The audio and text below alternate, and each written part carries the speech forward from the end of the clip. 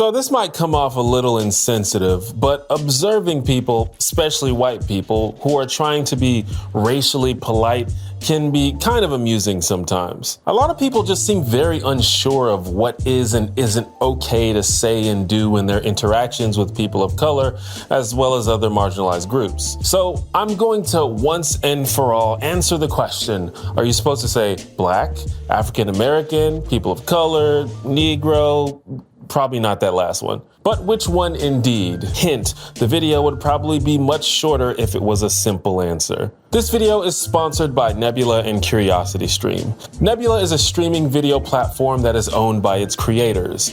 We made Nebula so that we could have a platform to create and share unique content without constantly being stressed out whenever YouTube won't show our videos to people. You can watch videos from me and many of your other favorite educational and editorial creators on Nebula ad and sponsor free. Be sure to also check out the ever-growing catalog of Nebula originals, which are amazing projects that you won't find on YouTube or anywhere else.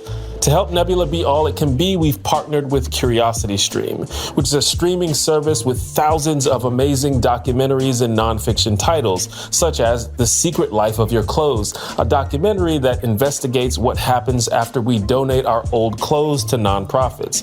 Surprisingly, a lot of it ends up thousands of miles away in countries like Ghana. I think CuriosityStream is a perfect match to the thoughtful content you'll find on Nebula. So we've set up a deal where if you sign up at curiositystream.com/T1J and use my code T1J, you'll also get access to Nebula absolutely free. And CuriosityStream is offering you guys an amazing deal where you can get 26% off an annual plan, bringing the total to less than $15 for a full year of both CuriosityStream and Nebula. And remember, by supporting Nebula and CuriosityStream, you're also supporting me and my content. Hi, I'm T1J. Follow me. Hey, can you do me a favor and double check to make sure that you're subscribed to the channel? We're so close to 300K. Thank you. Now onto the video. So yeah, a lot of people seem confused about these labels and afraid that they might say the wrong thing. I mean, that's one of the reasons a lot of angry white people are upset with who they perceive as the woke crowd, because it seems like everything they say and do is placed under scrutiny. And a large amount of emphasis seems to be placed on semantics and using the right words rather than context or outcomes, which is annoying and uncomfortable. I get that. Some people respond to this by not giving a fuck and continuing to say and do anything that they already planned on anyway, no matter how rude it is. And this is not what I would suggest. I think you should care about how you make other people feel and try not to be an asshole. But I also don't think it's good for people to have to be so stressed out about their attempt to not appear racist. One of the ways that this manifests is in the terms we use to talk about different groups of people. The problem is that words and phrases are frequently arbitrary. Their appropriateness is determined entirely by cultural whims. Sometimes terms fall out of favor because popular use has changed the context into something offensive, like the R word to describe mentally ill people. But sometimes terms with insensitive origins stand the test of time and become commonplace. Like the phrase "long time no see" was originally an imitation of the way white people thought Native Americans spoke English, but it's evolved into a pretty value neutral, if not positive thing for people to say. Now, ultimately, in my opinion, this is all fine. Language tends to naturally evolve like that.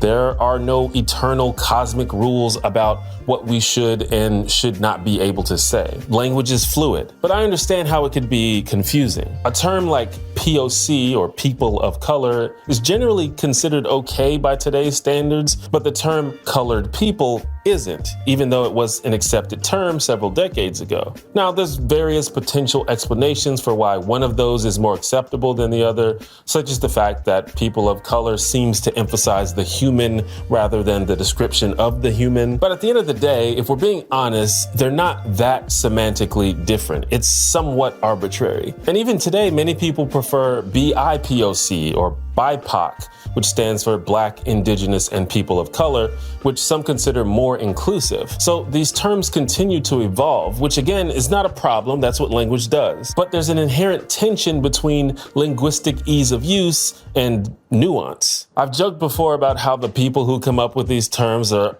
almost certainly not creative writers by trade, because most of these attempts to be sensitive and inclusive are pretty inelegant and awkward. Like, I'm only 65% sure BIPOC is even the correct pronunciation, and I can barely say LGBTQIA+ without a wad of saliva collecting under my tongue. But I guess it's hard to create an inclusive term without these complications. One question we need to ask is, how useful are these terms anyway? One of the reasons that the term BIPOC was proposed was to address the fact that the term people of color seems to lump all non-white people together, implying that all their stories and problems can be discussed in a one-size-fits-all kind of way, which is obviously not true. So BIPOC acknowledges the differences between different groups while simultaneously expressing solidarity among marginalized communities. But given that white people are the dominant and most privileged racial group in America and other Western countries,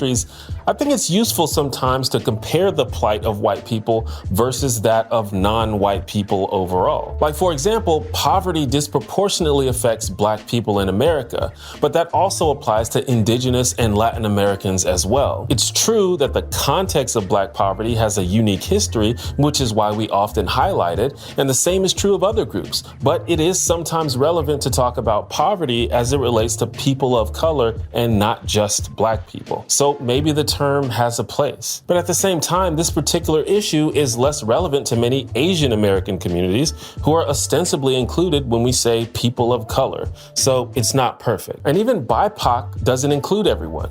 Black and Indigenous people are singled out, but not Latin or Asian people, for example, which I should say are themselves incredibly complex and multifaceted racial and ethnic categories. Not to mention mixed race people. They're all lumped into people of color, which I thought was the problem with the term POC to begin with. So I'm guessing that a non-zero amount of people clicked on this video looking for an actual answer to the question in the title. And that's fair. Listen, growing up, and even to this day, the best way for me to learn something is either a very straightforward step-by-step process or just telling me the answer. I was always frustrated with teachers who used vague, broad concepts and examples to try and help you get the gist of what you needed to learn. It's like, just tell me the answer, I promise I'll remember it. So I definitely get that. Unfortunately, this approach has several problems in this particular context. For one, Black people, much like all groups of human beings, are not a monolith. Sometimes things can reach a broad consensus, like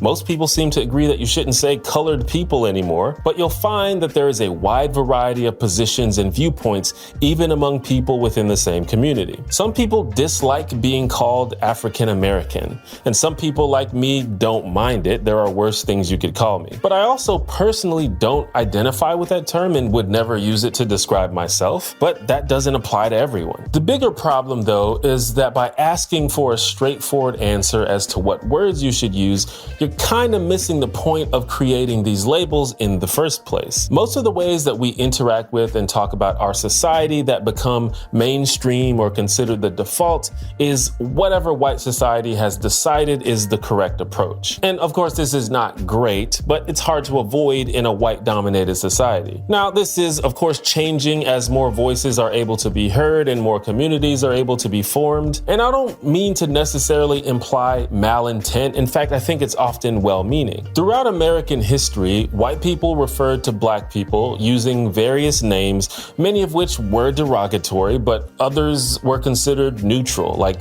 colored, Negroes, Afro-Americans, or African American. And when referring to non-white people as a whole, there are terms like minorities, Black and brown people, diverse groups, people of color. And many of these are sincere attempts at finding a polite and politically correct term to use in everyday life. Sometimes these terms are originally created by members of that community, as is the case with both POC and BIPOC. But what often happens is these terms are quickly adopted by well-meaning white liberals, and you see them used more often by white people than the actual community that invented them. And you even see white people correcting instructing other white people about what terms to use. But two big reasons why these terms are proposed in the first place is because A, communities of color generally don't want to be defined by their relationship to white people, which is why terms like non-white and minority are becoming less popular. And B, we want our labels to be ones that we came up with, or at least consented to, not just being forced to deal with whatever white society has latched onto. And at this point, you might think that I'm talking in circles,